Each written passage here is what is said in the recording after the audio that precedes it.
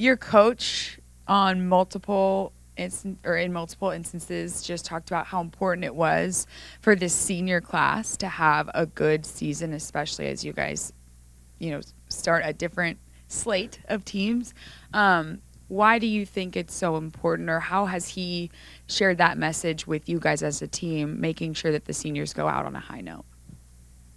I think one thing is he knows it's our last year, so it's kind of we had two good teams back to back, and we fought, and he wants to make sure that people don't just put their heads down after these two games, and that we keep fighting, that we still got conference play. We got a big game this weekend, so it's just kind of looking to the future and not really thinking about the past right now. Yeah, just to piggyback off of Will, I'll just say, as he said, last go round, make this as good as possible, especially with the big group that we have. A couple of young guys looking after us, and he just wants us to pave the way for them. So with these big games that we're having and going into conference play here pretty soon, it's very important that we just lead this the right way. And on the flip side of that, how do you, as the seniors, as the experienced guys, take on the responsibility of kind of bouncing back from these last two games, knowing just the kind of difference in level of talent you're facing? I would say I don't really like to look at too much of the talent level. I think regardless, you have to go out there and play your game. Just go back to the drawing board, see what you did right, what you did wrong, and just go off that. Go back to your corner, assess what you're doing, and go off of that. Yeah, and I guess to go off that, it's just kind of going out to practice and working extra hard and just kind of using it as a chip on our shoulder that people could say others are more talented, this or that, but we're going to go into every game like we want to win it. So, yeah. Dan? Jace, these past two games, you're going against, potential Heisman candidate quarterbacks. What do you learn from the past two games, and how do you build on that when you look toward the future? Talking about going against Penix. Penix and Gabriel, and then looking ahead.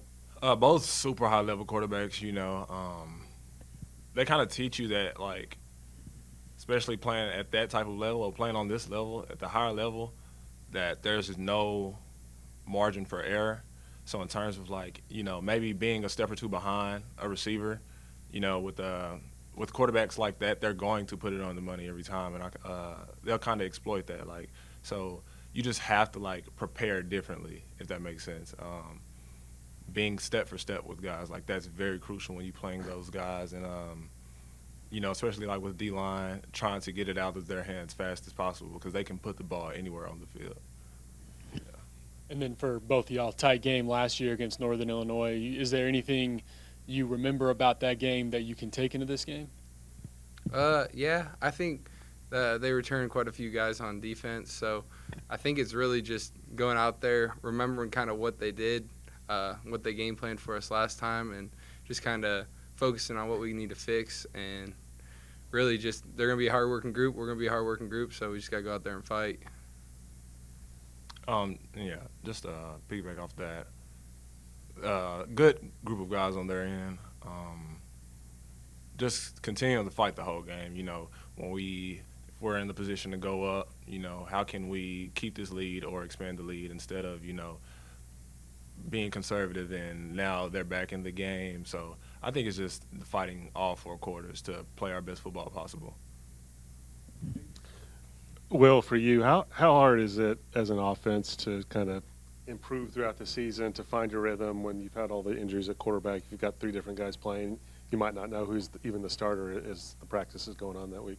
I'd say it's from trust. Every day, we're all working together. We're all seeing the same defenses, same film. We just got to put trust in each other that no matter who's at quarterback, who's where, that we're going to trust they're going to do our job and that they will trust we do ours. And we got to protect as long as we can. We got to block as long as we can, and it can't change for anyone that's back there. So really it's just putting trust in each other and playing for each other. Anything else?